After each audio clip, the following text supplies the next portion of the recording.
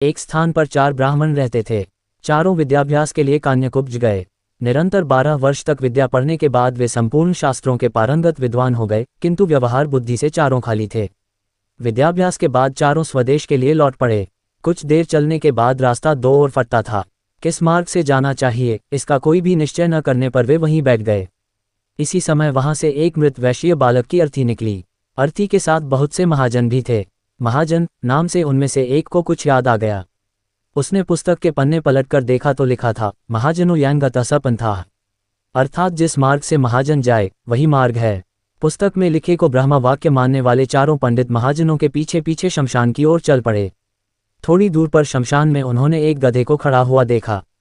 गधे को देखते ही उन्हें शास्त्र की यह बात याद आ गई, राजद्वारे श्मशाने च यस्तिष्ठति स बांधव, अर्थात राजद्वार और शमशान में जो खड़ा हो वह भाई होता है। फिर क्या था, चारों ने उस शमशान में खड़े गधे को भाई बना लिया। कोई उसके गले से लिपट गया तो कोई उसके पैर धोने लगा। इतने में एक ऊंट उधर से गुजरा। उसे देखकर सब विचार में पड़ गए कि यह कौन है। 12 वर्ष तक विद्यालय की चारदीवारी में रहते हुए उन्हें पुस्तकों के अतिरिक्त संसार की किसी वस्तु का ज्ञान नहीं था। ऊंट को वेग से भागते हुए देखकर उनमें से एक को पुस्तक में लिखा ये वाक्य याद आ गया, धर्मस्य त्वरिता गतिः, अर्थात धर्म की गति में बड़ा वेग होता है। उन्हें निश्चय हो गया कि वेग से जाने वाली यह वस्तु अवश्य धर्म है। उसी समय उनमें से एक को याद आया, इष्टम धर्मेन योजयेत, अर्थात धर्म का संयोग इष्ट से करा दे। उनकी समझ में इष्ट बांधव था गधा और ऊंट या धर्म, दोनों का संयोग कराना उन्होंने शास्त्रोक्त मान लिया। बस खींच खांच कर उन्होंने ऊंट के गले में गधा बांध दिया। वह गधा एक धोबी का था। उसे पता लगा तो वह भागा हुआ आया। उसे अपनी ओर आता देखकर चारों शास्त्र पारंगत पंडित वहां से भाग खड़े हुए। थोड़ी दूर पर एक नदी थी। नदी में पलाश का एक पत्ता तैरता हुआ आ रहा था। इसे देखते ही उनमें से एक को याद आ गया, आगमिष्यति यत् पत्रम तदस्मांस्तारयिष्यति, अर्थात जो पत्ता तैरता हुआ आएगा वही हमारा उद्धार करेगा।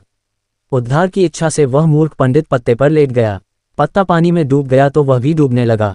केवल उसकी शिक्षा पानी से बाहर रह गई।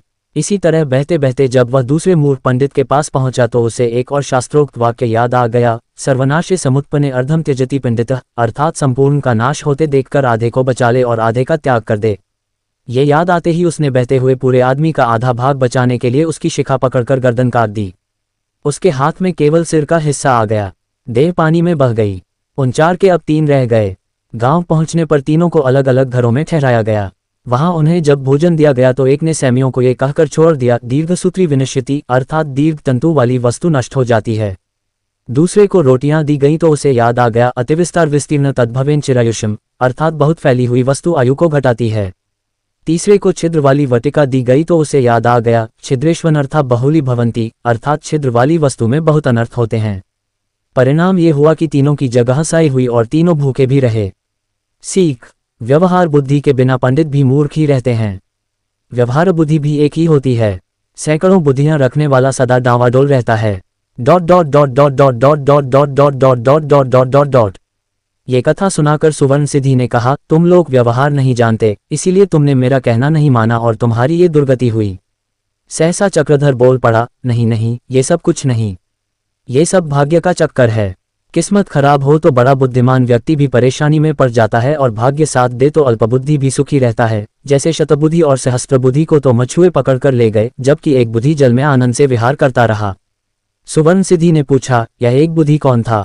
चक्रधर कथा सुनाने लगा, 2 मछलियां और एक मेढक।